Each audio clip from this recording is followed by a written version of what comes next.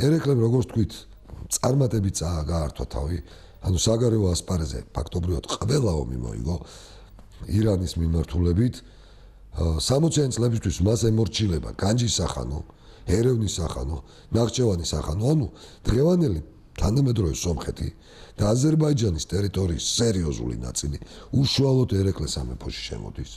ერთადერთი, რომელიც ბოლომდე ვერ დაიმორჩილა და ძალიან უნდა ეს იყო შაქი, ანუ ყოფილი საინგილოს ტერიტორია, იმიტომ რომ ვინც ახლა კაზაკობაში ერკვევა რა არის, თქვა თუ რუსულ სინამდვილეში, ხო, რომ გარბოდნენ ადამიანები და მე დაქირავებულ მებრძოლებად, ყაჩაღებად ყალიბდებოდნენ. ესეთი ფენომენი იყო ეს თავისუფალი თემები, რომელიც ჩამოყალიბდა მე-17-მე-16 საუკუნის ბოლო და მე-17-მე-18 საუკუნეში დაღესტნის ტომებისა და ქართველების აღრევის შედეგად საინგილოს ტერიტორიაზე და მათ, ასე ვთქვათ, ცენტრალური ხელისუფლებისადმი მორჩილება დიდად არ სურდათ. რაც შეეხება ლეკიანობას, რა თქმა უნდა, იყო ეს პრობლემა, ლეკები ძალიან მომრავლებულებიც იყვნენ და ხან ირანისკენ თარეშობდნენ, ხან ოსმალეთისკენ, მაგრამ არც საქართველოს აკლებდნენ ხელს. მაგრამ ნურც ის დაგვავიწყდება, რომ ერეკლესსავე წყაროებიდან ჩანს, ერეკლეს ასე ვთქვათ, ხაზინის ანგარიშიდანაც ჩანს, რომ მას ყოველთვის ყავდა მუდმივად მრავალი ლეკთა რაზმი დაქირავებული. ანუ არსებობდნენ ლეკები, რომლებიც ყაჩაღობდნენ და რომელთა ალაგმაც იყო საჭირო, მაგრამ არსებობდნენ ლეკები, რომლებიც საქართველოსთვის იბრძოდნენ ფაქტობრივად ყველა ბრძოლაში და მუდმივადაც კი ერეკლესთან იმყოფებოდნენ. ეს ზოგად შიდა კავკასიური პრობლემა იყო, რომელიც რა თქმა უნდა დროთა განმავლობაში გადაიჭრებოდა, დარეგულირდებოდა. და ამის დარეგულირების ერთ-ერთი უნიკალური რამ, რაც ერეკლე მოიფიქრა, ეს იყო 1774 წელს მორიგე ჯარის შემოღება. ყველა ქართველი მამაკაცი მოვალე იყო წელიწადში 2 თვე თავისი საგზლით, თავისი სახსით ყოფილიყო ჯარში და ემსახურა საზღვრის დასაცავად, ტერიტორიის დასაცავად, ევარჯიშა. ანუ ეს არის მოდელი, ერთგვარი მოდელი, ვთქვათ, რომელი მოდელიც არის დღევანდელი, ვთქვათ, შვეიცარიის არმია, ფინური არმია და ასე შემდეგ. ესეც უნიკალური რამ იყო, რაც ერეკლემ გააკეთა. პარალელურად რა ხდება ამ დროს? პარალელურად აქ უნდა გავიხსენოთ რა ხდება დასავლეთ საქართველოში. დასავლეთ საქართველოში 1752 წელს გამეფდა სოლომონ პირველი. სოლომონ პირველს მაყურებელს პირდებით ცალკე გადაცემებს მიუძღვნით. უბრალოდ ორიოდე სიტყვით ვიტყვით, რომ სოლომონ პირველმა 1757 წელს გენერალურ ბრძოლაში გაანადგურა ოსმალეთის არმია ხრესილის ველზე, 4-ჯერ დიდი არმია. სხვა შორის იქ მის გვერდით იბრძოდნენ აფხაზებიც, ხუთუნია შარვაშიძის მეთაურობით, მეგრელებიც, კურულებიც. ანუ ყველა ქართველი პატრიოტი, მართალია მტრის ხარეს იბრძოდა თვითონ სოლომონის ბაბუა, მოღალატე ლევან აბაშიძე და სხვა მოღალატე ქართველები. მაგრამ გმირი ქართველები და ეს გმირი ქართველებში კარგია და სიმბოლურია ჩანს აფხაზებიც და საერთოდ ყველა კუთხის წარმოადგენლები იდგნენ სოლომონის გვერდით იმ 900 კაცში, ვინც მოიგო ხრესილი. შემდგომში გააგრძელა 11 წლის მანძილზე გაუთავებელი ომები ოსმალეთთან, პარტიზანულიც, ფრონტალურიც, ყველა სახის და სადღაც 1768 წლისთვის ოსმალეთს მთლიანად ააღებინა ხელი დასავლეთ საქართველოზე 1768 წლისთვის თუ არ ჩავთვლით 1-2 ციხეს და ამას ეხა შევეხებით, ოსმალური გარნიზონი არ იდგა და სადაც იდგა, იქ რამდენიმე ერთეულით განისაზღვრება, ვთქვათ, 20 და 50 კაციანი გარნიზონები გაიყო შემორჩა, ვთქვათ, ქუთაისის ან ბაღდადის ციხეებში.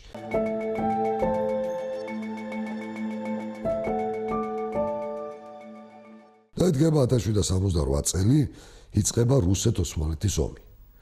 ამ დროს რუსეთ საგარეო პოლიტიკას განსაზღვრავდა პოჭიორკინი, მისი მიზანი იყო, თვითმიზანი იყო, რა თქმა უნდა, კონსტანტინოპოლის აღება, ბალკანეთის სლავური მოსახლეობის რუსიფიკაცია, ხოლო კავკასიელები ზოგადად და განსაკუთრებით კავკასიის ქრისტიანთა გამოყენება ოსმალეთის დასასუსტებლად და კონსტანტინოპოლის გზის გასაიოლებლად. აი ეს იყო მისი განაზრახი. ამ მიზნით საქართველოში ჩამოდის ტოტლებენი, რომელიც პირველ რიგში უნდა ჩართულიყო დასავლეთ საქართველოსთან ოსმალეთის წინააღმდეგ ბრძოლაში, იმიტომ რომ ჯერ კიდე იურიდიულად დასავლეთ საქართველო ითვლებოდა ოსმალეთის გავლენის სფეროში, ხოლო რაც შეეხება ქართლახეთს, ეს უკვე 1760-იანი წლებისთვის სოფლიოში სრულად დამოუკიდებელ სახელმწიფოდ იყო აღიარებული. ევროპაში შტატიები იწერებოდა დიდ გურჯ პრინცზე უფლისულზე, სპარსეთელ უფლისულზე, რომელიც განაგებს თავს აღმოსავლეთს, ძალიან პოპულარული ხდება სხვათა შორის ერეკლე ამ პერიოდში. არის მიწერ-მოწერები საღვთო-რომის იმპერატორთან, იმპერიასთან, თქვა ფინანსურ დახმარებებზე, საუბარი სამხედრო ალიანსებზე და ასე შემდეგ.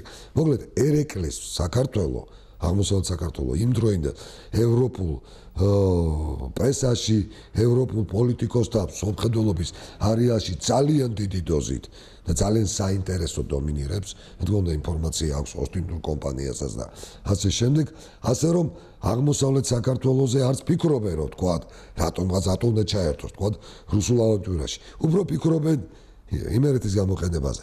მაგრამ ერეკლე მეორე ტოტლებენს მიახმარს თვითონაც ჯარს და შეშთავაზებს, რომ მოდი ვილაშქროთ ძმაო და ჩავიდეთ სანამ დესაც ჩავალ.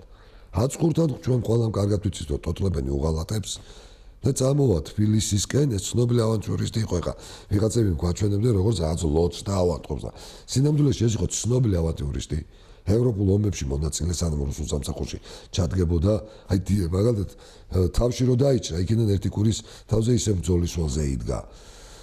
ძალიან ცნობილი, ასე ვთქვათ, მზაკვარიც, კომბინატორიც და ერთ პირდაპირ ვიტყვი ხა მის აზროვნებაზე რა არის. მან იპოვა კაზაკთა შორის რუსეთის ჯარში რომ მუშაობდა ცნობილი 7 წლიანი ომის დროს ვინმე კაზაკი, რომელიც მიამსგავსა რუსეთის მომავალ იმპერატორს პეტრე მესამეს და უთხრა რომ თარჯიმანი თვითონ არ იცოდა რუსული, რომ შენ გევხარ რუსეთის ტახტის მემკვიდრე და აბა იფიქრე, ხვალ შეიძლება ეს შენ გამოიყენო. და ეს კაცი იყო ემილიან პუგაჩოვი. ემილიან პუგაჩოვის ფენომენი ტოტლებენი შექმნილი. ჩვენ კინოებში რო გვაჩვენებდნენ რომ ვიღაც თვითონ ლოთი გერმანელი იყო თუ გაურკვეველი კაცი. ეგრე არ არის. ის სერიოზული ავანტიურისტი იყო. ძალიან სერიოზული წერილებია დარჩენილი ტოტლებენისა ეკატერინე მეორეს მიმართ. და რას ეუბნება? დასავლეთ საქართველოში რასაც მინდა იმას მივახციეო.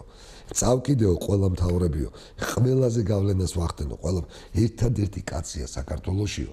რომელთაც კონტაქტში ვერ შევდივარო, ეს არის ერეკლე მეორე.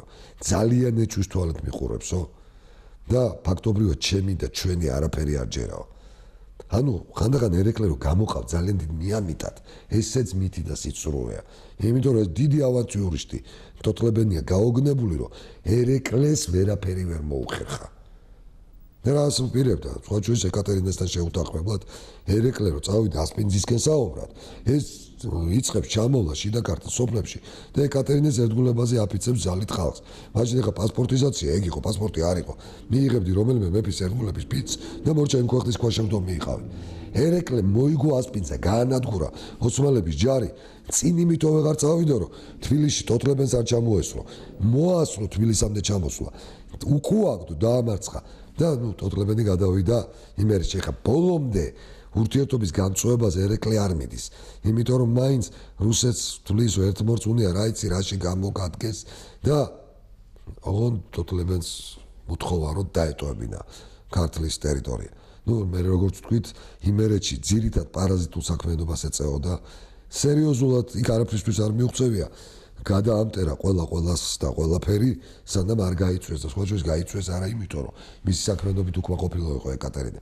არამედ იმიტომ, რომ ამ დროს პოლონეთის აჯახება დაიწყო, პოლონეთის პრობლემები და იქ იყო ის საჭირო და იქ გამოიყენეს და თან უკვე პუგაჩოვის აჯახება მიდიოდა რუსეთში. ანუ ეს ძალიან ცნობილი ავანტიურისტია. მაგრამ ასე იყო თუ ისე 1774 წელს დამთავრდა რუსეთ-ოსმალეთის ომი, დაიდო ზავი კუჩუკაინაჯის ზავი, რომლის ზავის პირობებითაც რა თქმა უნდა აღმოსავლეთ საქართველოსია საუბარის დამოუკიდებელია, ხოლო რაც შეეხება დასავლეთ საქართველოს იქ წერია, რომ აღარც ხარკს გადაიხდის, არც გარნიზონი ხოლო არაფერი ვალდებულება დასავლეთ საქართველოს ოსმალეთთან აღარ გააჩნია. ანუ დასავლეთ საქართველოს ფაქტობრივად თავისუფალი, ოღონდ რამდენიმე ციხე არისო, რომელზეც ოსმალები ამბობენ რომ ჩვენიო ქართველები ამტკიცებენ პირდაპირ წერია ეს კუჩუკაინაჯის ტექსტში რომ უფრო ადრე ჩვენი იყო და აიო ვინც დაამტკიცებს ალბათ იმისი არისო რომ ოსმალები ამბობენ ჩვენიო მაგრამ ქართველები უფრო ძველი ეს იყო 4 ციხე შორაპანი ბაღდადი ცუცხვათი ქუთაისი როგორც კი გაეცნო ზავის პირობებს სოლომონ პირველი მიაყენა რაზმები რამდენიმე დღეში ეს ციხეები ააფეთქა დაანგრია მიწასთან გაასორა არ არის ციხე არ არის სადავო მორჩა დამთავრდა ოსმალეთი საერთოდ გააქრო 4-ვე ციხე და საერთოდ გააქრო კუჩუკაინაძის ის ერთადერთი საჭოჭმანო პუნქტის არსი რომელთაც შეიძლება თუნდაც ერთ ოსმალს ტურისტულად თუნდაც დაედგა ფეხი იმერეთში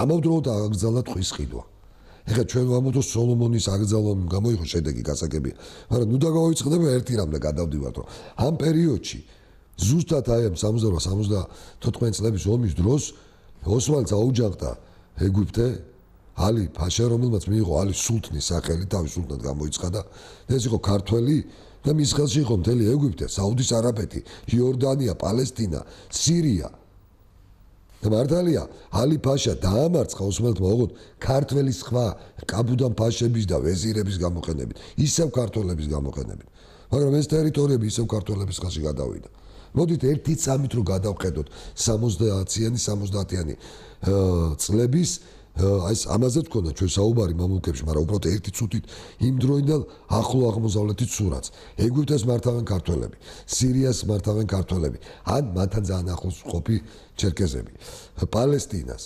იორდანიას საუდის არაბეთს პირდაპირ ქართული დინასტია ერაყში სამხრეთ დღევანდელ თურქეთის ტერიტორიაზე ირანი აღარ არსებობს ერთიანი სახელმწიფო ოსმალეთის საზღვაო მინისტრიც ქართველია როგორც წესი დიდი ვეზირიც ქართველია და უკვე 1799-დან 1803 წლამდე სელიმ მესამე ვინც იქნება სულთანი ფაქტობრივად ქართველია იმიტომ რომ ქართველი გლეხის ქალის გაზრდილია ქართული ენა შეიძლება ჩემსა და თქვენზე უკეთესად იცოდა და ყველა მინისტრი ქართველი ყავს და თან ეს როგორი ქართველები არიან ის კი არა რომ აღარ ახსოვდა ოდესღაც რომ ვიღაცამ წაიყვანა ეს ის ქართველები არიან თქვათ აი მე-19 საუკუნის დასაწყისში იყო დავით ფაშა მანუელაშვილი ერაყიდან რომელსაც დედა საქართველოში ყავდა ინახავდა და სტუმრათაც ვერ ჩაიყვანა ბაღდადში იმიტომ რომ მე ისლამურ ქალაქში ვარ ამინდაო ან იბრაჰიმ ფაშა სინჯიკაშვილი ეგვიპტის მმართველი რომლის ფულთაც არის დიდებული მეტეხი ისა მარტყოფის ტაძარი აშენებული რომ დედა ჩემა იაროს ამ ტაძარშიო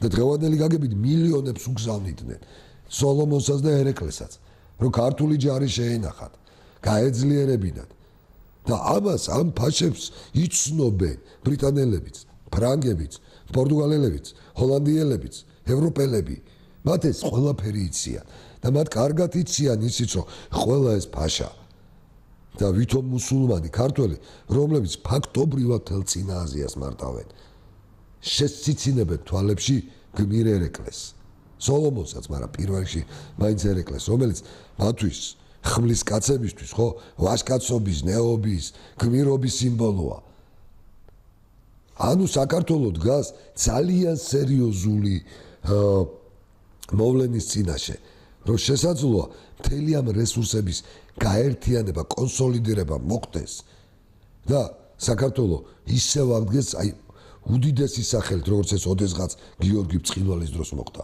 სხვა შორის სიმბოლურია ერთი რამ რაღაც პერიოდით ჩვენ იერუსალიმის ჯვრის მონასტერზე კონტროლი დაკარგული ჰქონდა მაგრამ 1810 წლის საქართველოს საეკლესიო ჩანაწერი მეტყველებს რომ 1810 წელსაც კი ავტოკეფალიის რუსების მიერ ავტოკეფალიის გაუქმებამდე ერთი წლით ადრე საქართველოს საეკლესიო კრებაში დიკასტერია შემოდიოდა იერუსალიმის ჯვრის მონასტრის არქიმანდრიტი იერუსალიმის სიწმინდები უშუალოდ ცხეთის კათოლიკოს ემორჩილება ისევ ეს თავად განსაჭეთ ხო რამ ხელა რამეს ნიშნავს და როგორ არის მოტრიალებული აი ეს სიტუაცია იყო საქართველოში 1774 წლისთვის როდესაც დაიდო კუჩუკაინაძის ზავი ფაქტობრივად მთელი საქართველო განთავისუფლდა ამ დროს ახალციხის ფაშები ხდებიან ისეთი პიროვნებები ნუ ხან ჯაყელები და უკვე ჯაყელებს იქ ეცილებიან პირველობას ხიმშიაშვილები რომლებიც კი ფაშობენ მაგრამ სერიოზული ნაცისაური კავშირებია ქრისტიან ქართველებთან ეს ერთი ტყვის ყიდვა შემცირებულია და იწყება მათი ოსმალეთთან მიმართებაში სეპარატისტული მოძრაობა ანუ ცდილობენ რომ გამოეყონ ოსმალეთს